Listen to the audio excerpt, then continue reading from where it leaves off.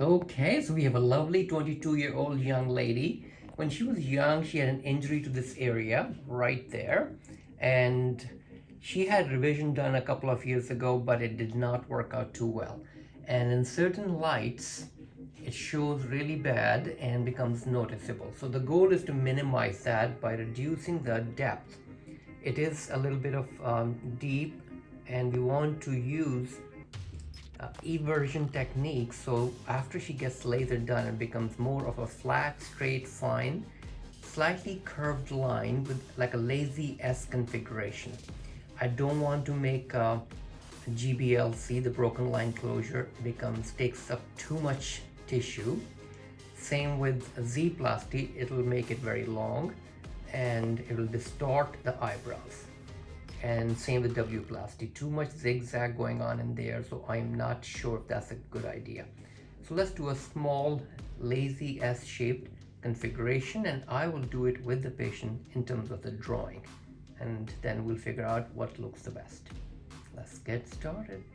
So these scars are really funny because, you know, when this nice young lady was showing me the scar and I'm looking straight on with the lights on, I don't see anything, so I was like, oh boy, what are we doing here? But then she told me that certain lights, it looks worse and you can tell.